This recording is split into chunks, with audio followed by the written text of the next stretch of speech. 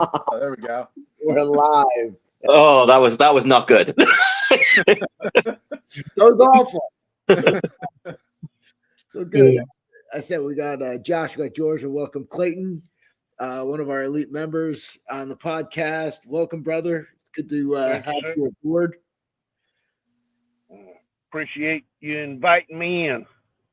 My pleasure, man. So I said, like, we were doing, like, for some reason my headphones aren't working, and yeah. So anyway, first things on the agenda is we're talking about that blackout down in Chile.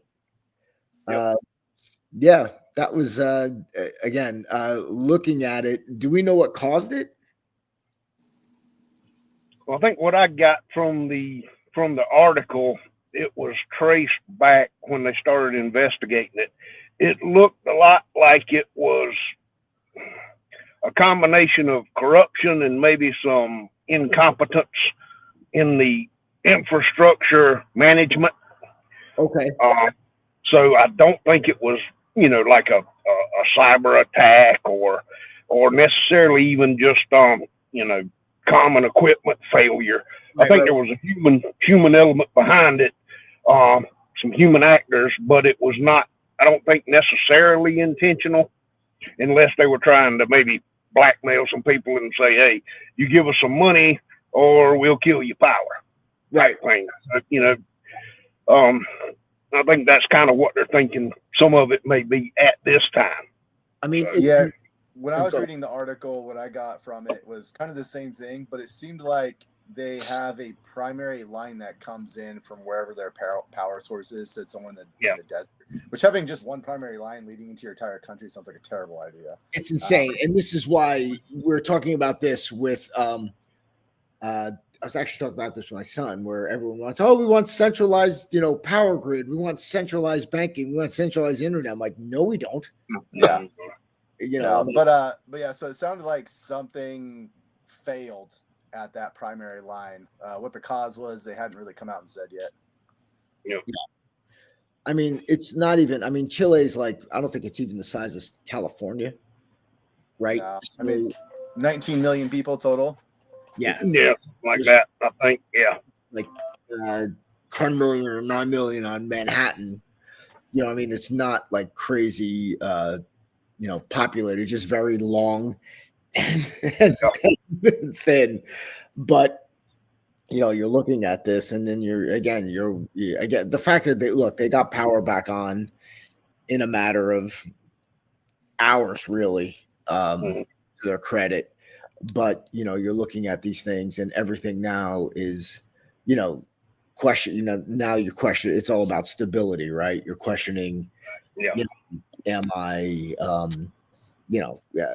do I have my do I have my shit together? How stable is it? What happens when the power goes out? And we all realize that we're literally 3 days away. I mean, we've been, going through, we went through, Sandy back in, when was that, hon? 2011, where, we were without power for 4 or 5 days. And you realize people get really feral. And you're I remember my mom, who at that time was in her mid to late 70s, was online for gas, telling me she's getting in an argument with somebody. I'm like, what are you doing?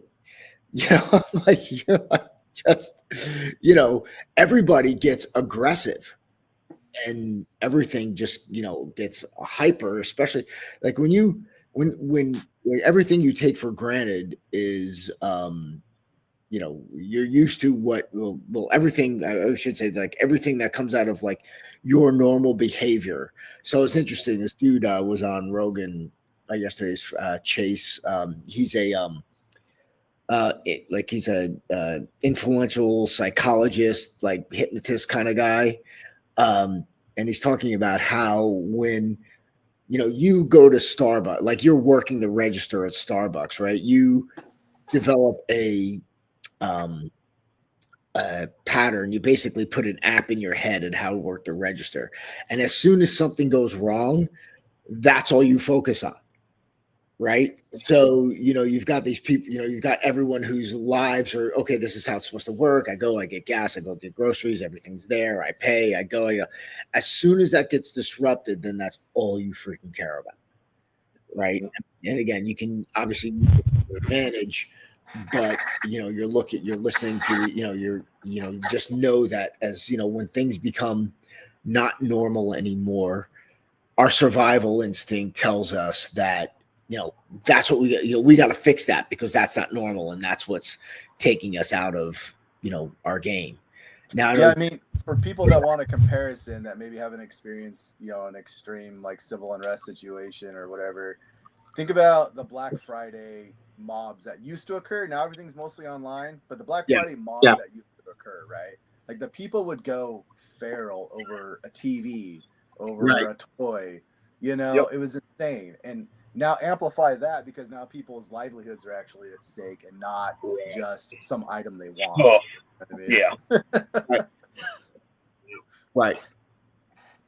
Right.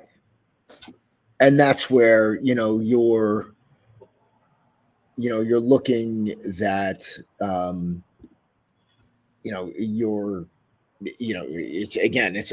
it's simple inconveniences. It's not, it's like people go nuts over toilet paper. As I say, like Black Friday, it's like you can't get a doll. And now it becomes more than the doll. It becomes you providing for your children and you creating this. So, I know, Josh and Clayton, I know you guys have, some experience in, let's say, for a blackout, power outage. I'm like, I know it depends on where you are, but let's say you're in an apartment in a city, like how should you prep for something like that? So my recommendation would be solar generator.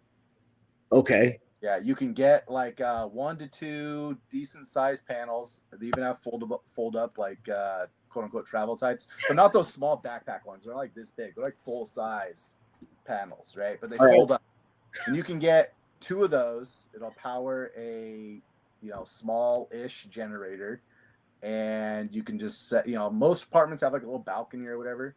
Sit on your little balcony, get what electricity you can from it, and unless it's a massive attack that's shutting our stuff down for days or weeks, power's probably gonna be back on within a few hours, maybe 2-3 days, and that generator is going to provide more than enough for that stuff.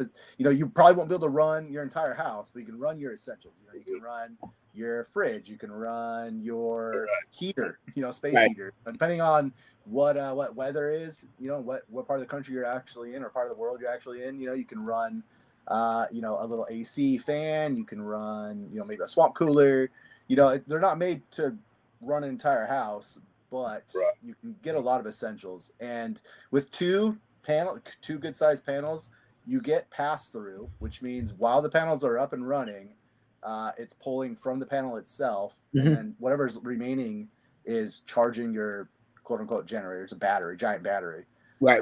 And then once the sun goes down, obviously you should still conserve your energy use, especially at night. And then that generator will last you until the morning when the sun comes back up. Rinse and repeat. They're relatively affordable. Josh, once the sun goes down, the guns come out. Yeah, I mean, but I mean, you shouldn't be, telegraphing to the entire world, hey, look, I've got power. Yeah, it's interesting because the last thing obviously people know what I do, so they know that I have. Everyone's like, well, I'm coming to your house if there's a problem. I'm like, well, you better be bringing a lot of shit. That mindset is absolute insanity. I can't tell you how many people there are, like even in, people that I know that I consider friends, and it's like, well, what's your emergency plan? And they're like, oh, I'm just going to so-and-so's house. Everybody's going to so-and-so's house. And I'm like, have you talked to that person? Do they know? Are you part of their survival team? Yeah, exactly. Yeah, you better bring a lot of added value. Yeah, exactly. It's like that with the Obama movie on Netflix, where it's again the Kevin Bacon character. you know, he was actually great, and they kind of try to portray. I don't think they portrayed him as a villain. I think they portrayed him accurately, where he's just like, Ethan Hawke, he's clueless, doesn't know. He's like, I'm not a man. I can't. Kevin Bacon just like, he winds up giving him the medicine that he needs, but he's just like, it wasn't like, hey, how you doing? It's like, okay, you're here to take my shit and kill me and put my family in jeopardy, and that's what happens. I'm like, when you get, when shit gets even a little sketchy, everyone just kind of, collapses in on one another. And as I say, we talk about like, civilization is like this gentleman's agreement, between people where it's like, okay, man, I'm not going to fuck with you. You don't fuck with me. I won't take your shit. I won't do, this, that, because we've got the law. And we've got, again, general decency, because I believe that people want to be good to one another. That is why we do these things. If not, it would just be one, there's a pain component to it. There's like, okay, if I'm going to be this ultimate badass, I'm going to be fighting everything, and eventually somebody's going to kill me because, the toughest guy today on the planet isn't the toughest guy tomorrow, as we all know. So, you're running around doing, stupid shit, and people, and you're gonna just stupid games, win stupid prizes. Yeah, exactly. So I think once you go down that path, it's like, okay, are we the great? Was it Humongous in Road Warrior? Like, do we get to be that guy? Right? How about what was his lifespan? 5 years, right? So but Yeah, you bring up a good point, Damian. So like, you can't be a lone wolf, right? So that's the next recommendation is like, you got to get with your roommates or your family and your neighbors and everything else, right? The stronger you can make your community and the larger you can make your community, the better you're going to be, right? People think I'm going to go it alone. I can take care of myself, but that's not true, right? When you're talking survival level, you can't. Whether it's like, I'm by myself in the woods versus, I'm trying to survive, a power outage, the more people you have pulling together, the better you're going to be, right?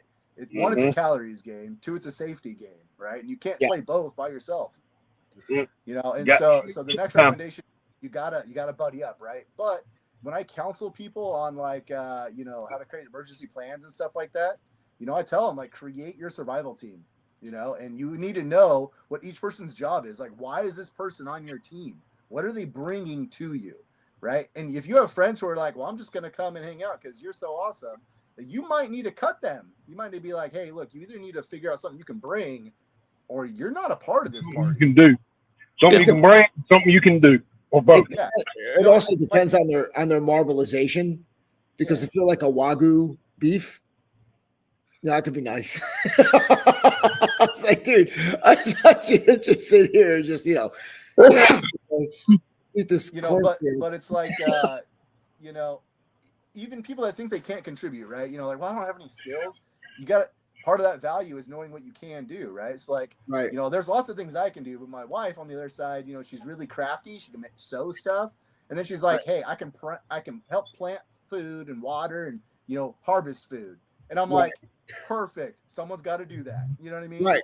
And so, but she's determined what her value is in that situation. You know what I mean? Right. And so somebody who just comes without a plan with like, well, I have nothing to contribute except we're friends. Like, that's not the kind of friend you want in an emergency. Right. Like I've told my friends, like, look, I can do so many things, but there are things that I'm terrible at, but I will pull a lot of security. Right. Exactly. It comes down to a balance between contributors and consumers. When you have limited resources, right? Basically, and you've got to be more contributor than consumer. Period. Right. That's it's not sustainable. You have to at least be net zero, right? You got to break even. Right. Break even at least. Yep. And I said, Tim, I just want to say, Tim just commented. He said down in New Orleans, Mardi Gras is going on right now. And he goes, because you really just need something for people to go nuts. Watching adults fight with other adults and even kids over moon pies shows everything as it gets right. We're designed to be competitive. There's that element to it too. So, you're coming in and you're like, okay, what? You're getting something I want. And then it doesn't become about, trying to keep your presence of mind, when you're doing this shit. I mean, look, when you're doing stuff and you do certain things and you're like, look, is this, everything, for me can get boiled down quickly into life or death. Right. So, I look at something, I'm like, is this worth dying over? No, take the moon pie. I don't give a shit. For sure. Right. We talked about that a lot on here because it's true. Yes.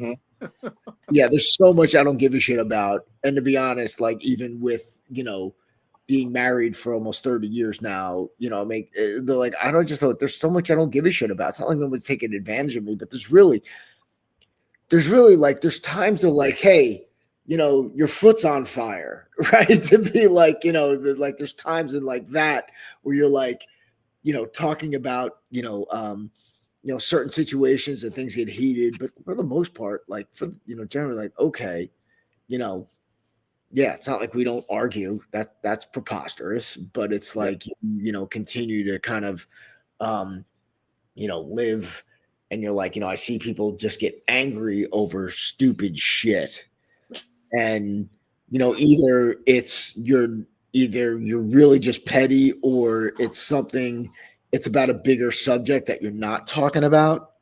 So that's something you need to talk about. Either way, the bullshit you're arguing about is kind of, it's just a waste of energy and a waste of time, So, I mean, you get these, I said, you get, you get these people who are just, hyper aggressive and very competitive over, anything. And then plus when you're not sure of what you do, or what you're not, I'm sorry, let me rephrase that. Oh, my son's texting me. When you feel vulnerable, that's when you become the most offensive. So a lot of these people who are hyper aggressive are people who feel that, they're, they're threatened and they're in danger. All right. That's a natural reaction. And I'm like, look, I go, everyone who posts a negative comment on social media feels that way. They feel threatened. I mean, to be honest, there's so much stupid shit that gets posted. I personally could give a crap about it. Right. But as soon as I see somebody post something negative, I'm like, dude, I go, that bothered you that much? Where you're like, I got to stand up for this. I got to say something about it. I got an opinion. And you're like, and it's like, blah, blah, blah. The only thing I like to do is like, hey, like I post like shit now. I'm like, all I post on is like, yo, that's awesome. Good job. Oh, that's cool. I tell you what, every single time I do comment, which is few and far between, I always regret. Because some person always wants to get out there and argue and fight, and I'm just like, this is not worth my time. Yeah, and it's like somebody said that you never change anybody's mind through social media. No. You argue about it, you make your point, they argue their case, you walk away, both of you still feel the same way you did when it started. So we got a formula for this, and calories for nothing. We do respond to certain comments every once in a while, but I really only kind of respond once. And because if it's a common bullshit comment, then I'll just post my patented answer and then I'm kind of gone. But it's like, if they post a lot, you try to post as little as possible because nobody's going to read it. And you always try to find the humor in what you're trying to do. Like somebody will be like, with the body armor, they'll be like, well, what if you get shot in the head? My response is, oh, that would hurt. Fucking next. I'm like, dude, you fucking no shit if you get hit in the head. I'm like, fucking, get there. I used to fucking post the statistics and reason why, but now I'm like, no, dude, that would just really hurt. Then that would suck. Because I'm like, yeah, no shit. But then meanwhile, it's like the fact that he's posting that makes him feel like, oh, I need that. But then what if I get shot in the head? I'm like, well, then you're not wearing any armor anyway. So or like, oh, it's so pointless. I could just get shot in the head. It's like, okay, right, exactly. Yeah.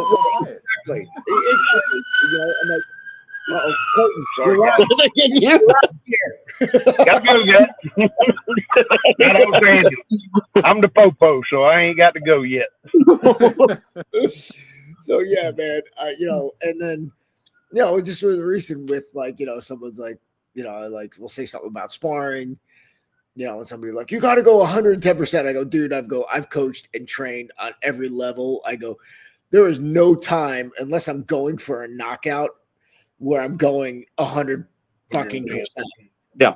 Like if you're training somebody to go 100% all the time, I go, you are a shitty coach. And I go, you guys going to be out in the first fucking minute. Mm-hmm.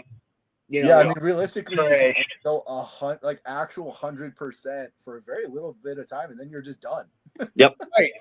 I compare. I'm trying to explain. I'm like, let's say like sparring and self-defense. So one of the best analogy, it's like comparing sparring, which is like Formula One or NASCAR, to like self-defense, which is like drag racing. Right? It's like kind of the same thing. You can see they look similar, but one is like 0 to fucking 250 miles an hour as fast as possible, as short as time as possible. And the other one is like, I don't know, we got to do this for like fucking 3 hours. You got to drive around between a sprint and a marathon. Yeah. Right. And I'm like, so, to sit there and be like, if I could condense, self-defense, it would be when one fighter sees an opening and he's just going to fucking for the knockout. Yep. Right. And then it's like, you don't see like the bah, bah, bah, bah, bah, bah, bah. You see bah, bah, bah, like Chuck Liddell haymakers going, ripping a dude's head off. I mean, when you see that and they're like, is he worried about keeping his hands up? No. Why? Because he's already fucking took the guy off balance. He's already closing in. The guy, he is attacking. There's a guy attacking. There's a guy being attacked. Yep. He's the one, the attacker has already made up his mind that the other guy ain't going to get a turn. Right. Sorry. Yep. Exactly. And that's where, you've got this, and you have these guys that are like, well, I'll just, move. And I go, dude, everyone, look, myself included, everybody's got plans till they get hit, right? But it's like, if you go and continue and drive and attack and attack and attack and attack, one person's attacking, one person's being attacked. It's as simple as that, and to sit there and say like, well, I'm like, yeah, is there value in sparring? Yeah, sure. There's something about stress inoculation. There's something about being, wrapped up with another human being. Yep. But it's like, it's not as, once you feel that and taste that, that's kind of all you need. You don't need to be, national champ, even though that's awesome, but that's a different skill set, different lifestyle, different everything. When you're, when you're talking to these guys, you're like, yeah. And it's funny, I've been in like, dude, I've had friends that were like, Olympic level judokas, and they're like, someone wants me to teach your kids self-defense. I don't know what the fuck I'm doing. Yeah, they're going to teach them judo because it's like, I got a hammer and everything else is a nail. I'm like, it's definitely a specific thing. And then on the other side, it's like, look, I mean, you got the, in your self-defense training, there's got to be some pain involved. There's got to be some discomfort. You've got to like get aggression up. You got to hit stuff. You got to do stuff. If you occasionally work with a partner, that's great. I think, if you can do that, but again, that's like, a small percentage of your training for self-defense. Like, we're not talking about, going into the octagon and fighting fucking 5 rounds. We're talking about like getting somebody who's attacking us to stop right at the very core of it. So, that's just like convincing somebody who's targeting you that the juice just ain't worth the squeeze. Yeah. So, one, we do that with awareness, right? We do that with how we interact with our environment. We do that with then, physical resistance. And we talk about like mechanical shit, from everything from pepper spray, wasp spray, whatever, small weapons, things like that. I mean, that is, at its core. And then the rest, like, look, I go, you want to like dominate dudes? Okay. we can take you there, but now your training is like a lot more intense. You know, you've got to, dedicate more time, more effort, as your fitness level gets up, your ability to, give punishment and take punishment is, increased. But then again, we got to watch, like, as we get older, right? There's all that shit too, so, I think, people, when they look at this stuff, they constantly are like, they always go back to the dojo, And, while there's a lot of lessons to be learned there, it gets, we get wrapped, they get wrapped up in that. And that's why, you see a lot of shit where they're like, the what if, and I'm like, what if, my aunt had balls, she'd be my uncle, like there's always a what if. Yeah. Right. What we know, get the position advantage, go first. If it works 80% of the time, it's still better than what you had. It's better than nothing. Well, there you go too, right? Like come on. Yeah, there's always going to be exceptions. But right. Trust me, if you're looking to be that 100% of the time guy, you're not commenting here. Right? You're not looking. I'm like, you're too busy fucking being a badass.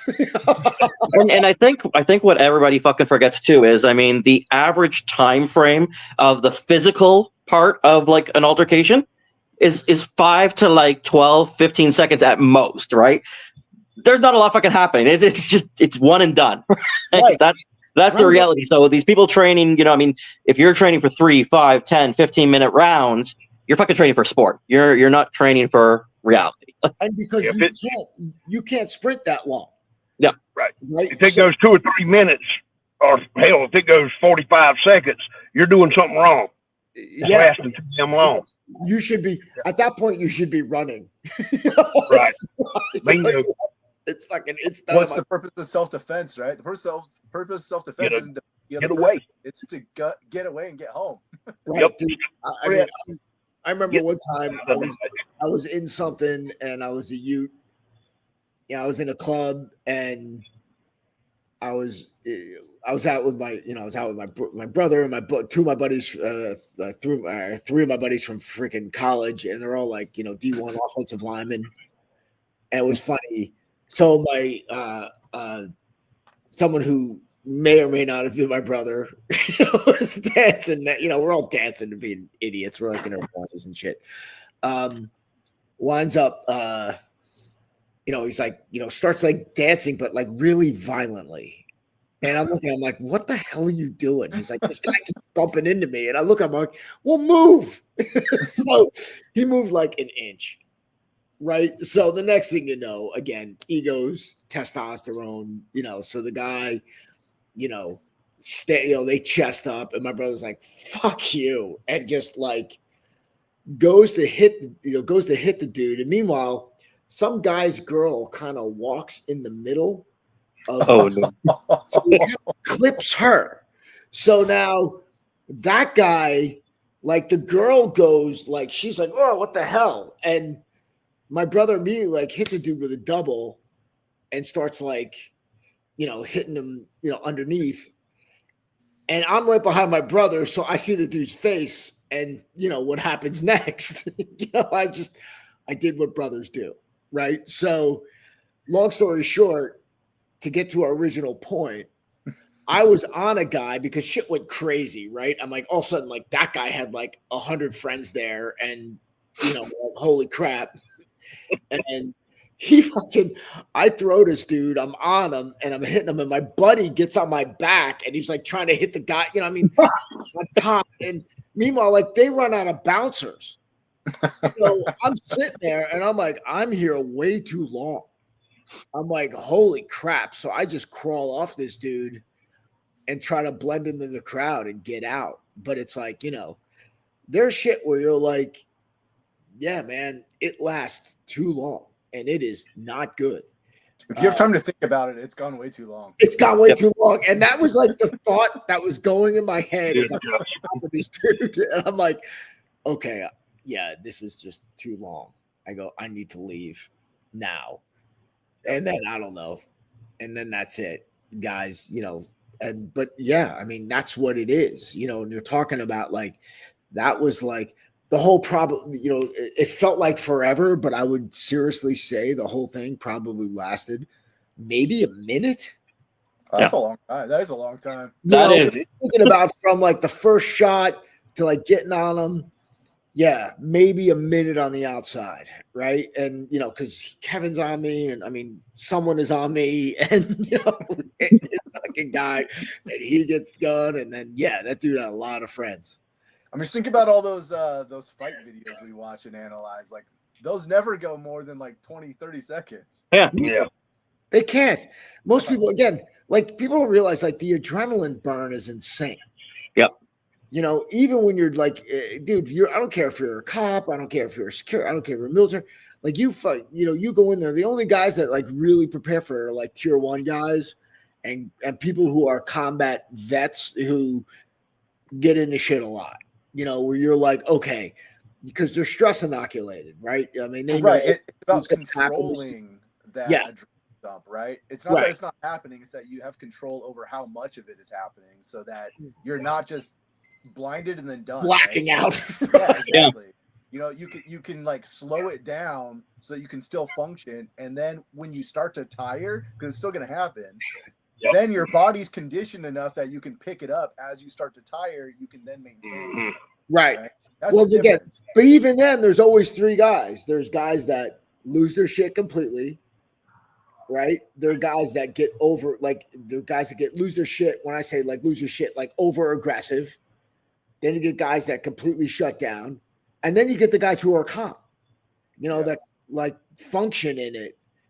And those are the guys you look, and you really kind of don't know. I mean, they do a really good job. I think they do a good job with selection.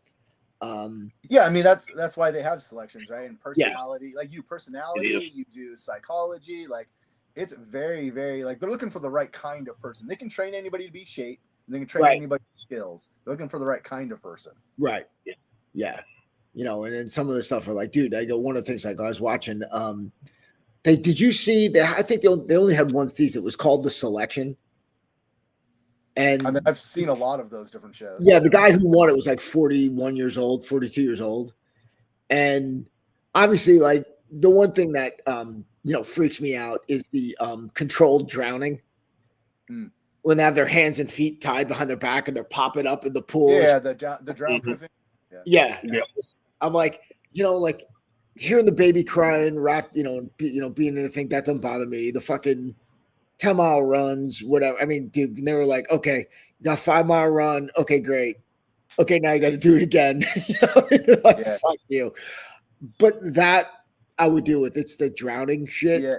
People don't realize the amount of science that has gone into designing these selection courses, right? Sure. Like the obstacle course, for example, right? Without giving anything really away, every single obstacle you encounter over the course of it is designed to test every major fear. Wow.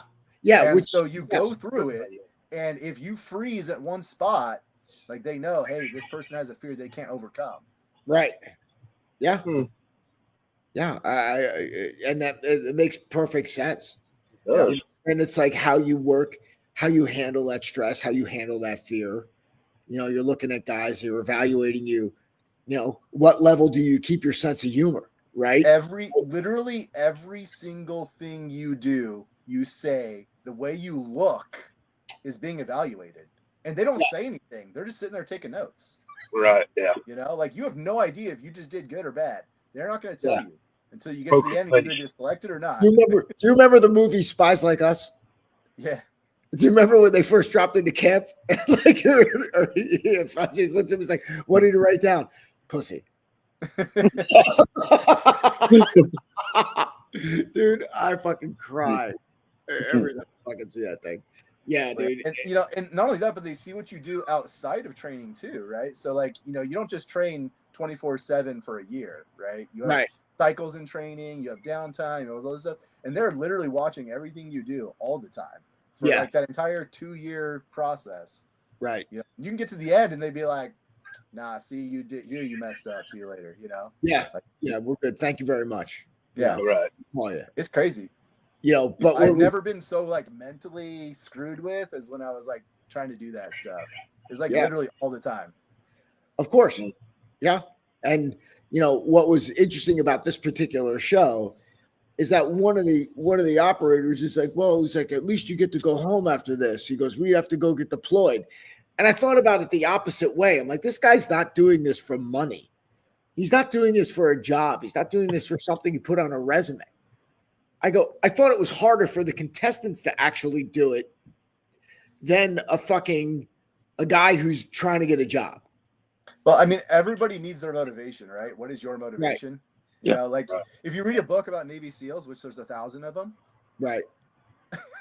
they'll all tell you, as they're sitting there in Hell Week or whatever, like most of them look out into the ocean and they see the ships out there floating, and they're like, I'm not going back on that ship.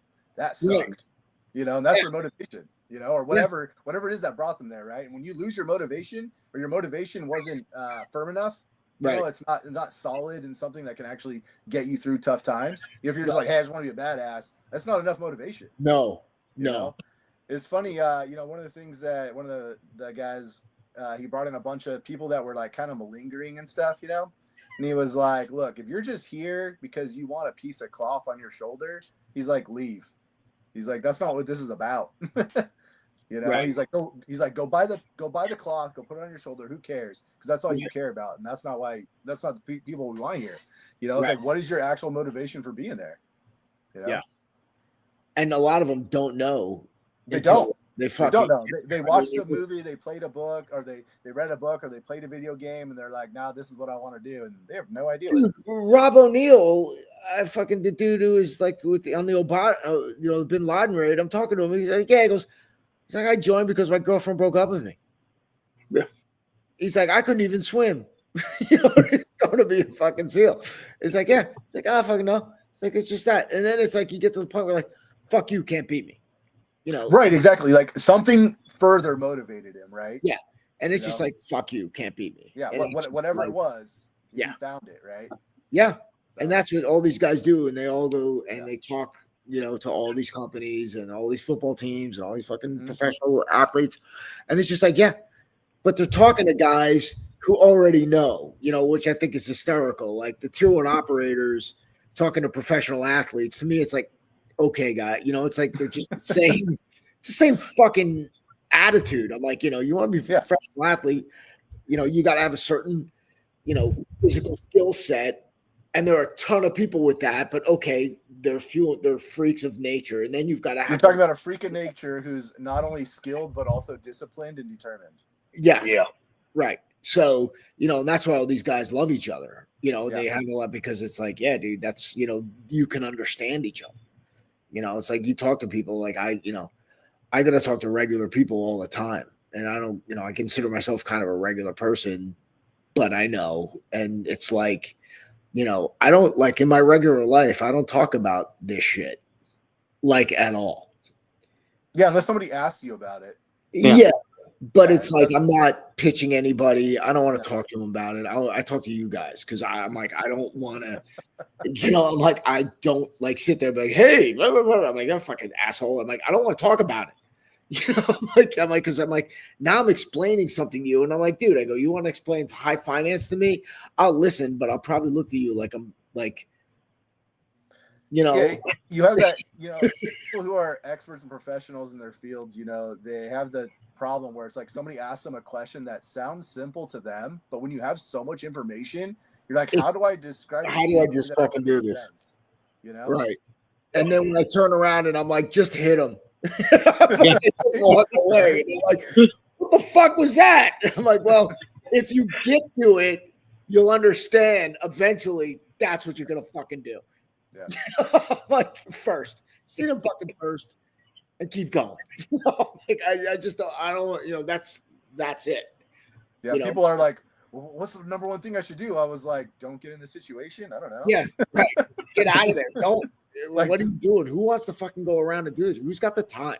Or the you know, you're like, and that's what people don't understand. They're like, "I fucking," I'm like, dude, I'm like, you don't understand. I'm like, when you're sitting there and they're like, well, what about liability? When I'm telling you I don't want to fight and I'm trying to leave, that pretty much removes, you know, all the liability, you know, my liability and what a witness sees.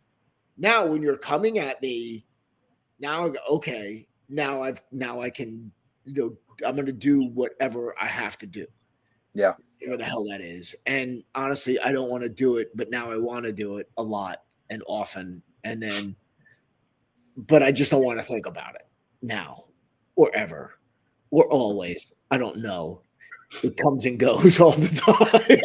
I can't fucking think about it. But yes, you know, so yeah, for the most part, like it's like you know, a Wiseman once said, I just want to sit back and, you know, drink my Jack and have a story, you know.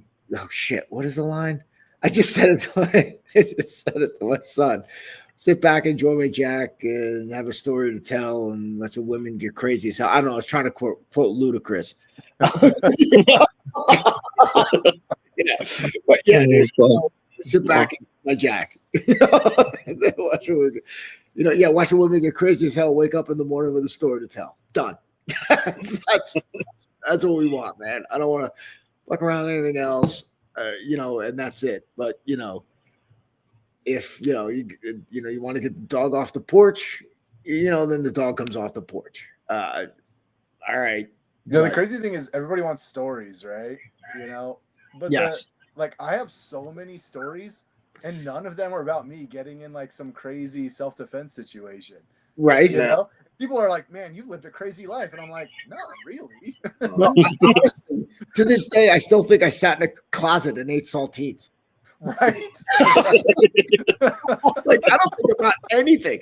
People are like, hey, man, you remember that time? I'm like, yeah.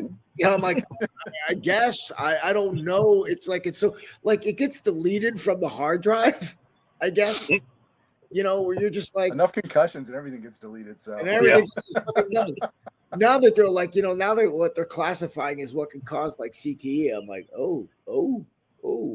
I mean, look, I had my football days, but then I had everything else days, you know, and you're like, and even being next to like, you know, gunfire, right? I think one of the funniest things that I never thought about this, the guy was talking about John Wick, and he goes, he would be deaf after the first scene. I was like, oh my God, why didn't I think about that? I'm like always focused on the fucking body armor cape, which is fucking bullshit. But you're like, okay, yeah, that's no, he's dead. He's like, he's going to the hospital after all these fucking rounds go into his jacket. But then the ear damage, which is fucking hysterical. He's like, yeah, he's like, you're not walking around like after that. And then to have a conversation with somebody, you know, after all that fucking gunfire. They're like, holy shit. You're fucking, you know, dude, you're sitting there, guys, like, what guys aren't fucking throwing off like, you know, mortars without ear protection, right?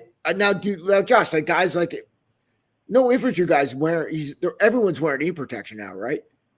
Oh, yeah. Yeah, it's not like fucking World War II fucking or Vietnam.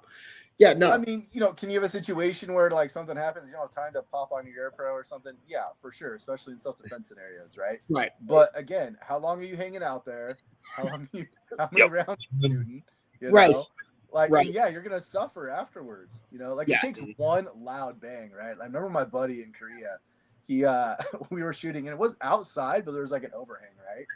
And he went and he was like, I'm not gonna bring my ear pro. And he went out there and shot like an entire, you know, qualification iteration without his ear pro. Oh no. And like the next day he's like, what? He's like, my ears are still ringing. And I'm like, yeah, dude, that's not coming back. You got a long way. Yeah. Holy I used to work when I was working in bridge construction 30 years ago. There were some of the construction crew guys on the pile driving crews with the big pneumatic pile driving hammers. Right. And didn't wear any ear protection. Nice. And it was loud even with earplugs and stuff in. Those guys, I imagine that within 5 years of doing that, their hearing was so damaged they probably couldn't hear anything. Oh yeah, for sure. And then you Yeah. got to think about, again, the concussion, because now they're talking about the concussive force from all the sound.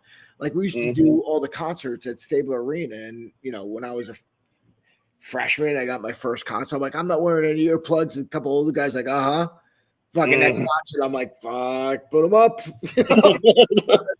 I'm like, yeah, holy shit, dude. You're sitting there listening to, Aerosmith or Iron Maiden, fucking right now, standing in front of the speaker. Okay. Like an idiot.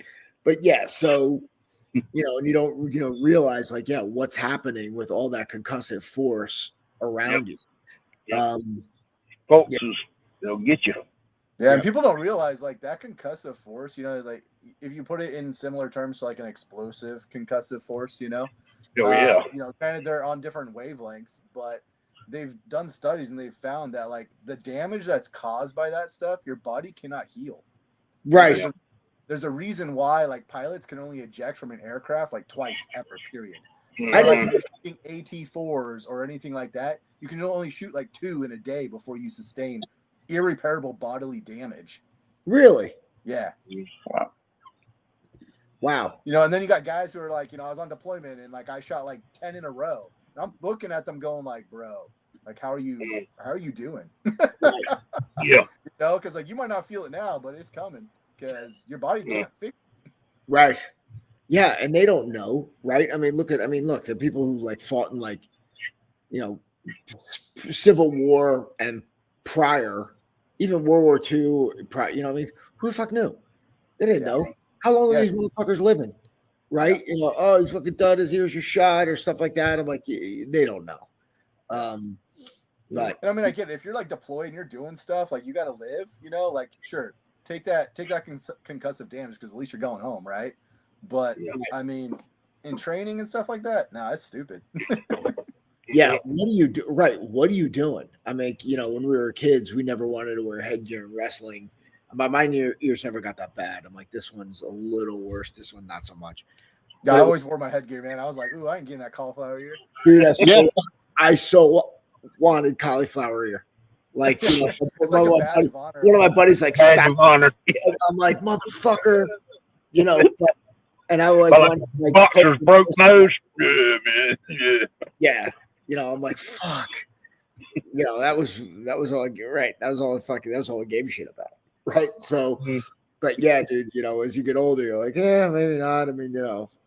It's all right. The cauliflower ear is not so bad. Being blind or deaf, that would kind of suck.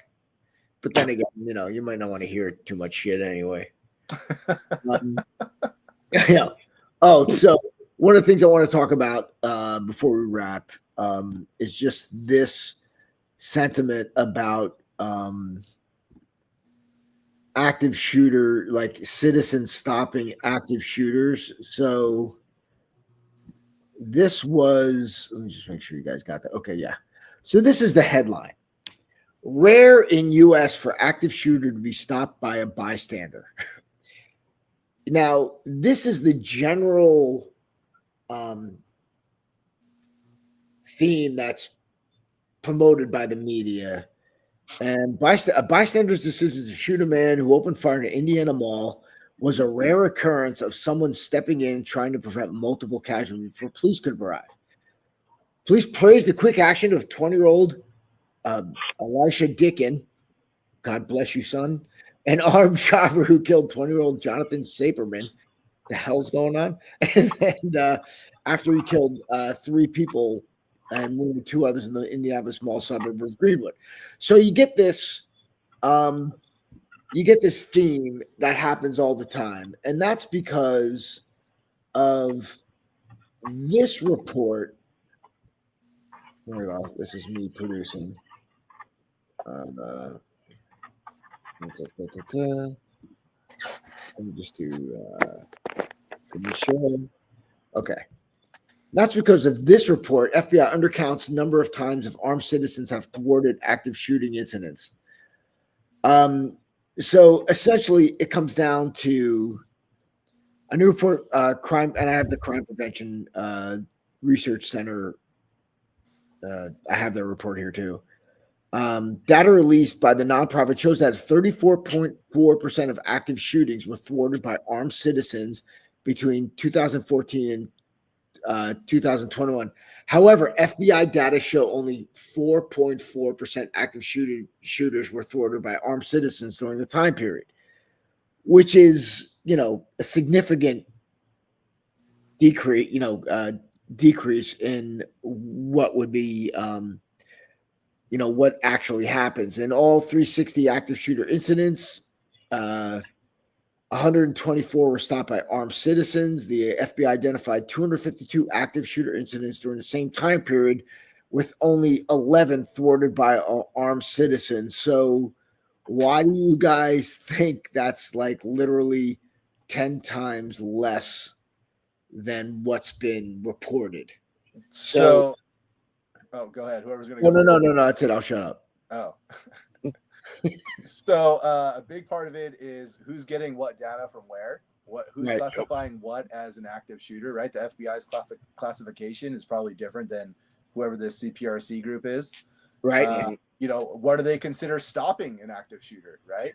Right. What does that mean? So the FBI might consider, a kill and or no casualties occurred other than the shooter, right? That might be effectively stopping, right? And versus the other one where it was like, well, someone pulled a gun and somebody else pulled a gun and then nothing ever happened. And so that technically that stopped the active shooting, but the FBI doesn't count it because nobody was killed. I mean, there's so many. Right.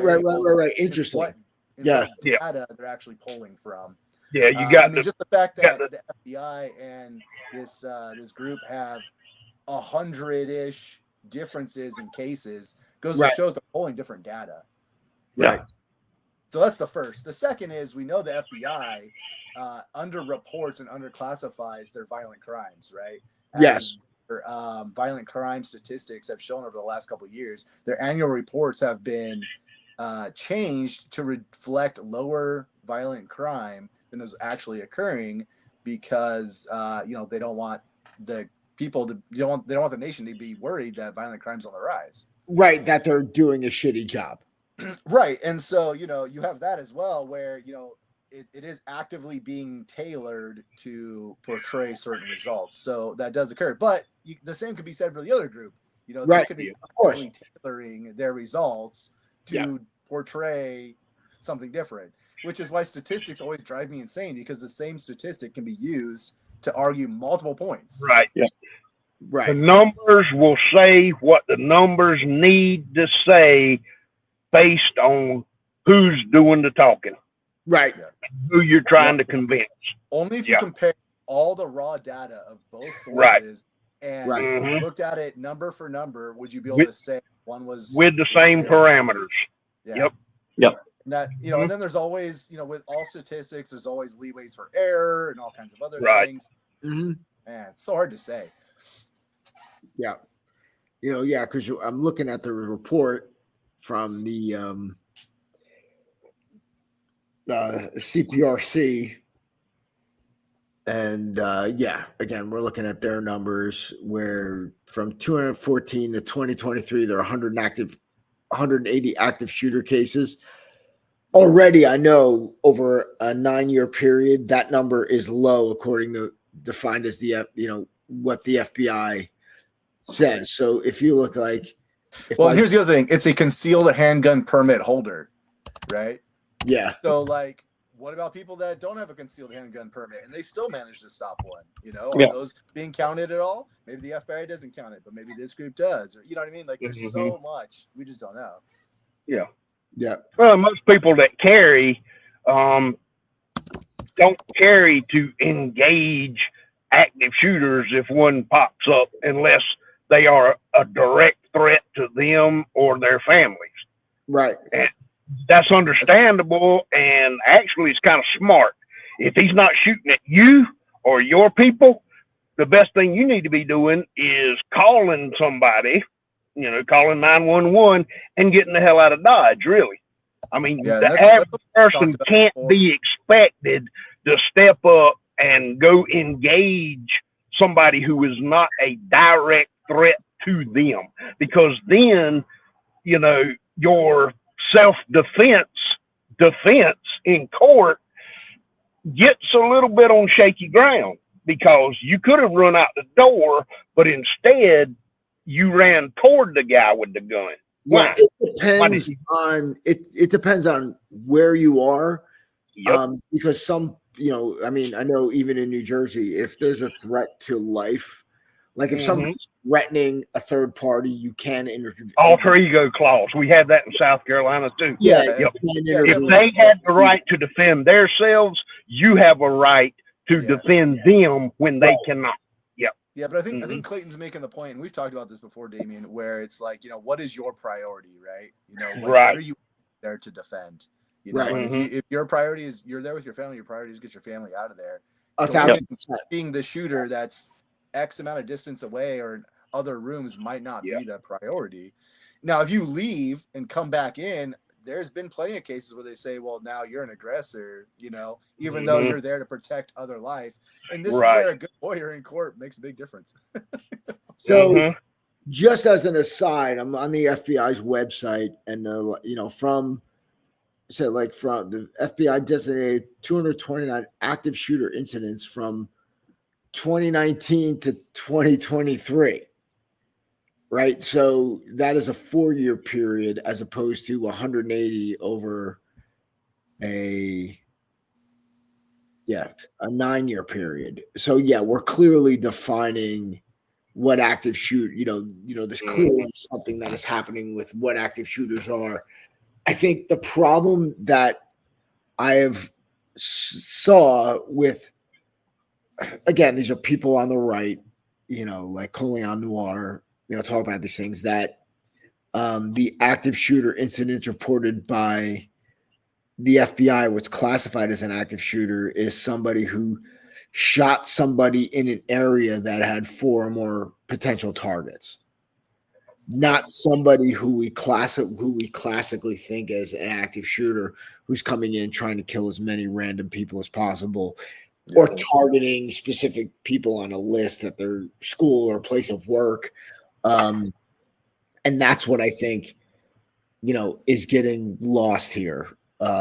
Because like somebody comes in and they shoot, you know, they got a clip, you know, it's gang related. They got a, you know, they're looking to clip a dude and his girlfriend or whatever, or their friend, you know, certain rival gang members or people got a beef with, and they're in an area of, you know, I think that definitely gets lumped into what is an active shooter statistic, which is actually crime violence. I think the 180, as far as like classic active shooters, it feels more realistic based on what's reported. You know, because it's not like, oh, there was a shooting in Chicago. Yeah, but that was classified as an active shooter, but it's like an active shooter is, you know, something different. So, you know, I'm looking at, you know, I'm kind of more, you know, again, just because the 180 number versus the potential, you know, 3 times that number, you know, from the FBI, I think the FBI statistic, what is an active shooter, gets, you know, is getting exaggerated a little bit, because look, if there were like shootings at work, shootings at like 200 and something times, because you always get this, okay, you know, dude shoots up a hospital, then it's like, oh, this year so far there have been 100 and something active shooter or 80 active shooter, like, oh shit. So automatically now your mind puts it into, oh, there's 80 more of those events happening. Right. And you're like, oh shit, this is look, it's a problem. It's clearly a problem. Epidemic. Yeah.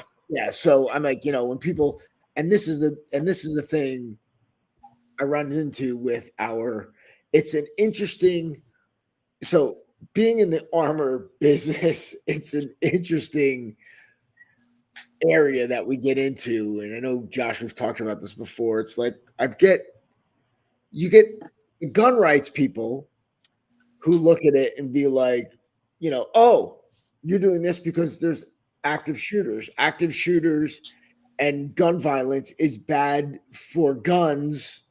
So this is bad, right? You know, there's like they get this, and it's bizarre because you're like, why do you carry a gun?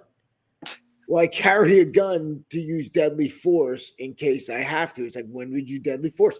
Well, the first thing you're going to say is when there's a firearm involved, right? So, okay, subject has a firearm, I use my firearm, right? I mean, it's simple. It's as simple as defendable case to use deadly force. Okay, so now you're automatically facing somebody with a firearm. Why wouldn't you, consider body armor as part of your EDC?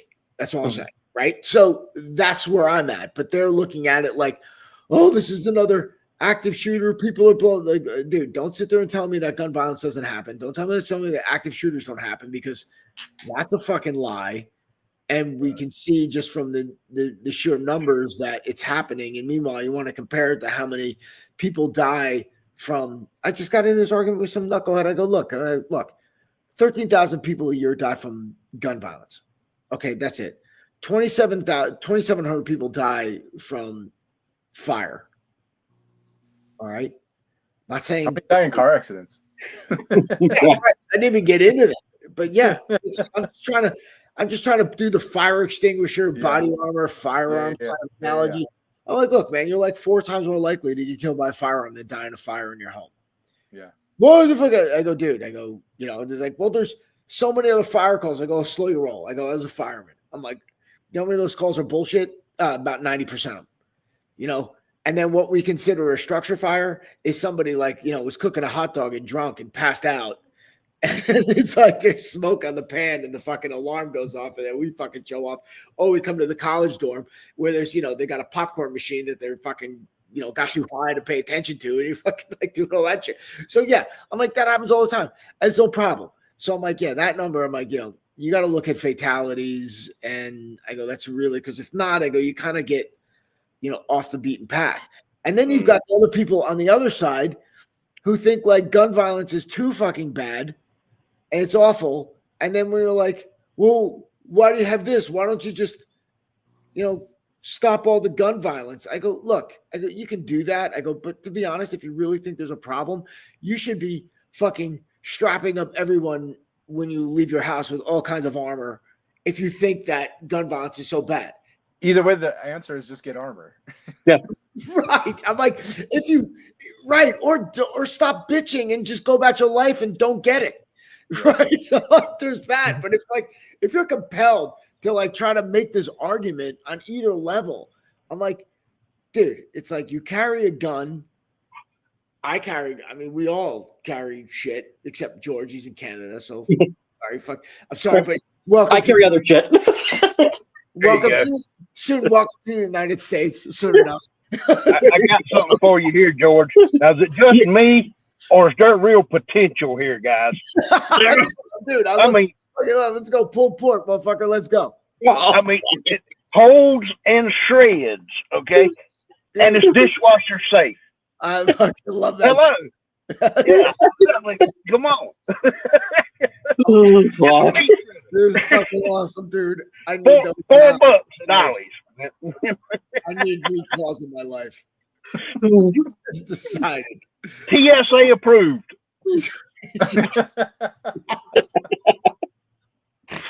And dishwasher safe.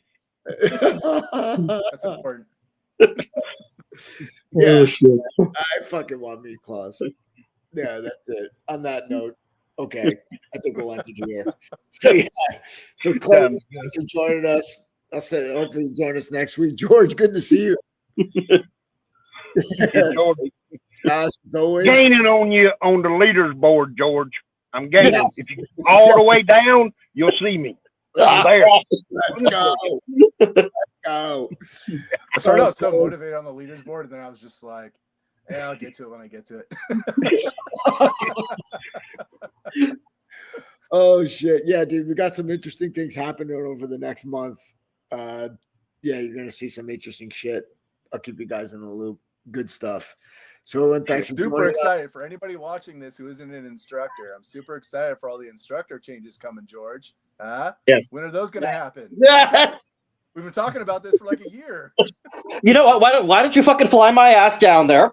And let's see what you bring to the fucking table, brother. All right. On that note, okay. Thank you, everybody, for joining us. Much appreciated. I think we got up to like 15 or 20 people. Hey, So- it's growing. It's growing. It's Listen. growing, motherfucker. All right, guys. Until next time, trade honestly. Peace. Y'all take care.